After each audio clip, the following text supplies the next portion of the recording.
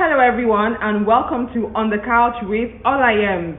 Today we have a very special guest here with us, someone who we've all been talking about all year round and someone who I'm sure some of you have wanted to have a one-on-one with. Ladies and gentlemen, welcome with me for the first time ever exclusively on the Couch with Olayems, the year 2020.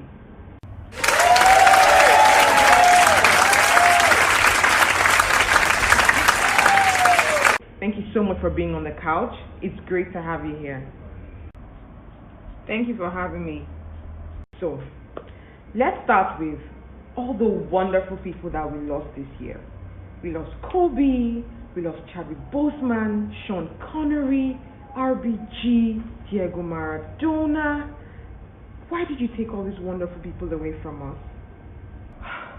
You know, it baffles me how humanity esteems the death of a group of people over another. This year alone, over 55 million people have died.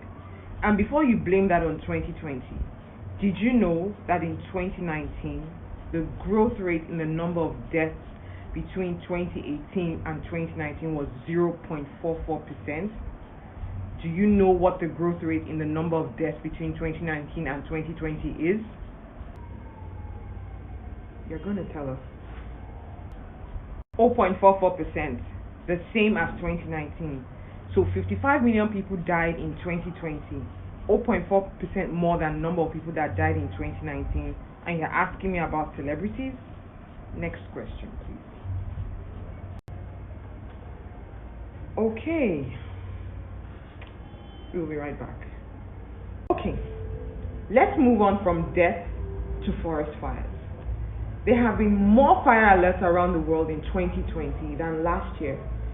Billions of wildlife lost, people lost their homes and livelihoods, not to mention the impact on climate, health, biodiversity, the economy. What do you have to say about this? Forest fires are beyond my pay grade. Natural disasters are the Earth's way of communicating to its inhabitants and crying out to its creator for help. A large majority of natural disasters are man-made. 2020 had nothing to do with the forest fires. And I hate to be the bearer of bad news, but with the way humanity is treating the earth, there's more to come. When we come back, we'll talk about a strange phenomenon that happened in the UK in 2020. Don't go away. Okay, let's get straight into it and talk about the royals. Never in the history of the world have we ever heard of people quitting the royal family. Surely you have to take responsibility for that. Point of correction, Madam Olayems. Abdication of the throne was not unique to 2020. In 1936, after ruling for less than 1 year, King Edward VIII became the first English monarch to voluntarily abdicate the throne. Why? He wanted to marry an American divorcee. But the British government, the public, and the Church of England condemned his decision to marry a woman who had been divorced twice, despite all his attempts to compromise. So, I'm afraid you're going to have to blame 1936 for that precedent, not 2020. We've touched on death, forest fires, and abdication. What does the 2020 bring us? Find out when we come back. Another major event that colored 2020 was protest. We had demonstrations in Mexico, in Thailand, in Nigeria, the United States, India, Lebanon, and so many other countries all over the world, many of them unprecedented. What is your position on this 2020?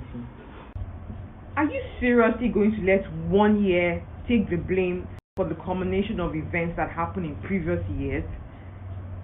What happened to the year when the government was negligent? Or the year when they were oppressive? Or when they turned a deaf ear to peaceful complaints? What happened in the year when people looked the other way? What happened to the year when society believed the lies of the leaders? All those years get off the hook and then it's all 2020's fault? How is that even fair?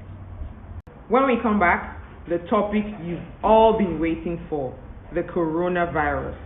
Don't go away.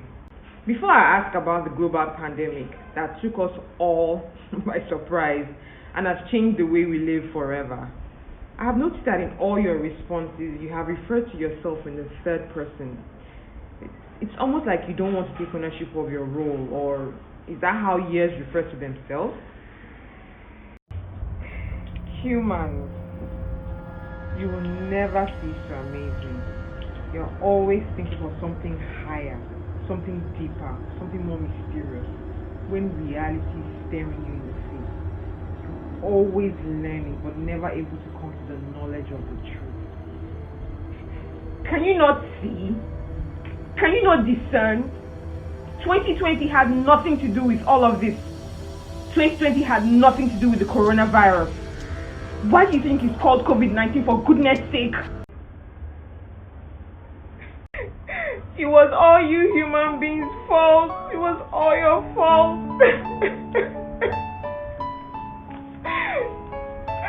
There is no 2020. It was me all along.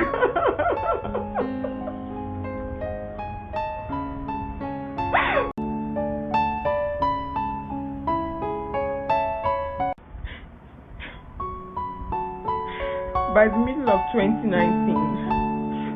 the whole world was already tired of me.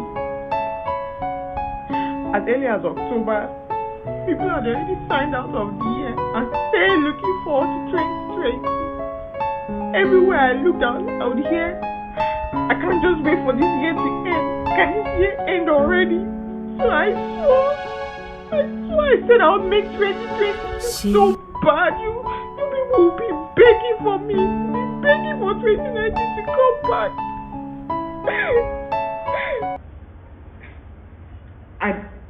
I don't understand.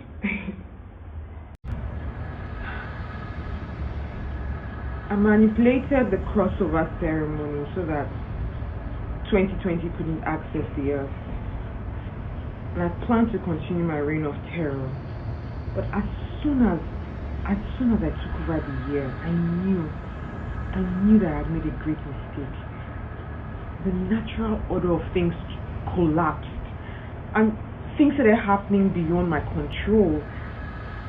I regretted my actions, and I vowed to do my best to salvage and turn things around for the better. So, yes, this year will be remembered for many terrible things. But in the midst of the ashes of this year, some remarkable things happened. You got closer as family. You learned to be grateful for the seemingly little things. You created new ways of living and working. You found the strength that lies within. You experienced what it meant to really have faith.